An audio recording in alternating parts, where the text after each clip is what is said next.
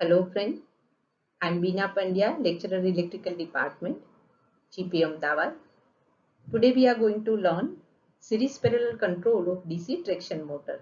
This is the subtopic number 3.7 of the subject electrical traction and control. To cover this entire topic, we have to cover three subtopics, that is plain rheostatic starting, series parallel starting using 2 DC motors, series parallel starting using 4 DC motors. Even we have to learn series parallel starting using 6 DC motors. In this video, we will learn the first topic, that is plain rheostatic starting, and in subsequent videos, we will learn other two topics. After learning this entire topic, you will be able to understand and to apply the starting and speed control method to the traction motor, and also you will be able to calculate the energy saving along with this control. Prerequisite of this topic. Prerequisite means which knowledge you must have before learning this topic. That is basic of series parallel connection that you have already learned in DC circuit and AC circuit. Then knowledge about the DC series motor, that also you have learned in third semester only in DC machine and transformer. In the third one is traction requirements, means which are the desirable characteristic of the motor that it should possess for the traction purpose, and the suitability of the DC series motor for the traction purpose. That also you have learned in this chapter 3 only in topic 3.1 and 3.2. Characteristic of DC series motor.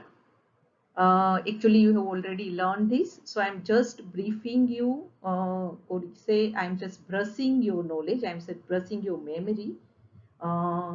You see over here the three characteristic is given: torque versus armature current, speed versus armature current, and speed versus torque. So you can see over here, when the speed is 0, the armature current is infinity. When the speed is 0, even torque is infinity. So when we start the motor at standstill, we have to control, we have to reduce this current, we have to reduce the torque. Otherwise, its value will be very high. So to reduce this value, to reduce the current and torque at the time of starting, we can have three methods, that is using field diverter, or by lowering the terminal voltage, or you can use both the methods simultaneously. Plain rheostatic starting. Plain rheostatic starting is also known as notching in a language of traction. Notching means what? You are cutting the resistance. See, in plain rheostatic starting, we are applying reduced voltage to the motor. For that, we have to insert the external resistance. So first step is we have to insert the external resistance in series with the motor, and then step by step we have to reduce the resistance, or say we have to cut the resistance, so that the value of the current during the starting period will remain constant. So in notching period, what happened? As we start the motor, as we apply the voltage, initially all the voltage will drop in the resistance and back EMF is almost 0. Then back EMF will start build up. So we have to remove the resistance step by step. First you remove resistance 1, then resistance 2, and then resistance 3. So finally the back EMF will be maximum and the current during this entire period will remain constant, that is I.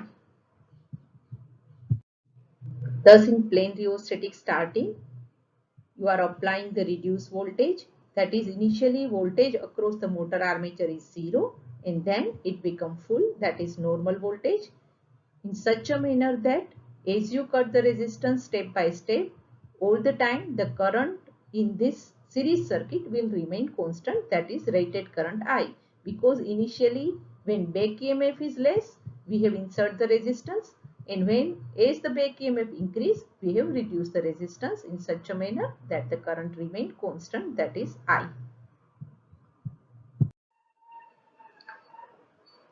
We will learn the starting efficiency now. What will be the efficiency during the starting if we use this rheostatic starting method? So let's assume that time period of starting, that is t second. Now you, I think, understand what is time period of starting. That is the time, or say the instant at which you have applied the voltage V, and the instant when you have got all three resistance and full voltage is applied across the motors. That time period is known as the starting time period T. During this time period, we know that the current I remain constant and we have applied the voltage V. So if we apply the Kirchhoff voltage law in this circuit, you can say that this V is equal to the voltage drop in this resistance, that is I into R, then the voltage drop in this series field, that is I into Rn, and the voltage across the motor, that is EB. So EB plus IRA plus IR, that is the V, that is the supply voltage V. And at the end of starting period means you have got all these three resistance. So at the end of starting period, this entire voltage is across the motor. So back EMF EB is equal to this voltage minus the drop in this field. So EB is equal to V minus IRM. Further, what is energy taken from the supply? That is energy drawn, that is equal to VI into T. You all know that what is energy? Energy is power multiplied by time. In case of DC, power is voltage into current. In our case, voltage is V, current is I. So V into I, and the time period is T. So the energy drawn from the supply during the starting is equal to VIT. And what is the energy loss? That is the loss in this resistance.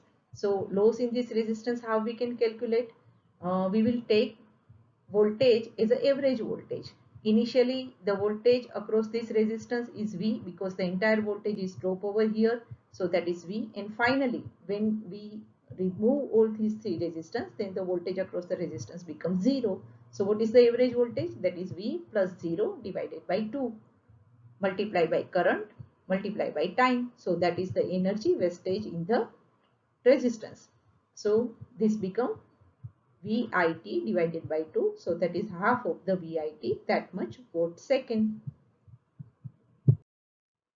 So now what is the efficiency? We all know efficiency is energy utilized by the motor divided by energy drawn from the supply. So energy utilized, how we can calculate energy utilized? We know that what is energy supply and what is energy wasted. So supply minus wasted, it is utilized. Supply is how much? In previous slide, we know that supply is VIT. And what is energy wastage? In previous slide, we have seen that energy wastage is half VIT. So energy utilized is VIT minus half VIT. So that comes out as half VIT, because 1 minus half, that is again half. So it is half VIT. This much energy is utilized. So efficiency is utilized divided by drawn from the supply. So utilized is half VIT and drawn from the supply is VIT. So VIT by 2 divided by VIT, this 2 VIT will be cancel out. So the efficiency is 1 half into 100, that is 50%.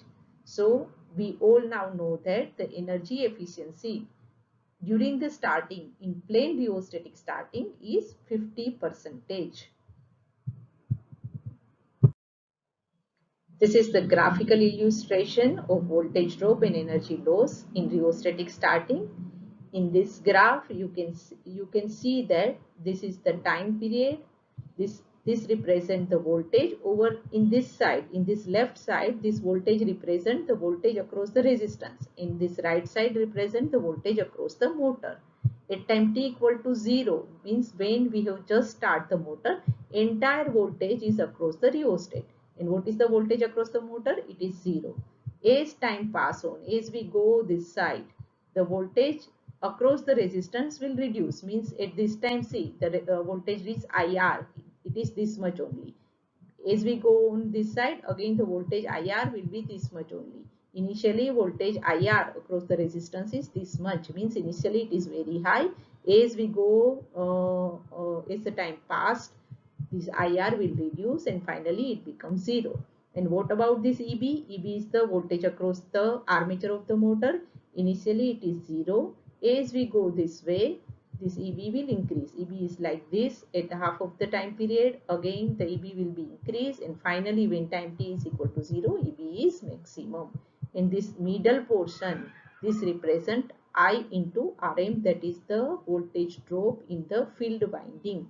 So if we neglect this field winding drop, which is actually very less, so we can neglect it. So if we neglect it, we can represent the graph in this manner. And in this graph, you can see that this area will show you the energy lost in rheostat, and this show you the energy utilized by the motor. So half of the, this is the total energy, and half of the it is wastage. So the efficiency is 50%. So I hope you understand the rheostatic starting method. And in next lecture, we will learn the series parallel starting using two motor. And then we can compare what is the efficiency using two motor series parallel starting, and what is the, we know that efficiency using rheostatic starting is 50%. And if we calculate the efficiency in series parallel starting, we can compare both the method. So that we will learn in next lecture. Thank you.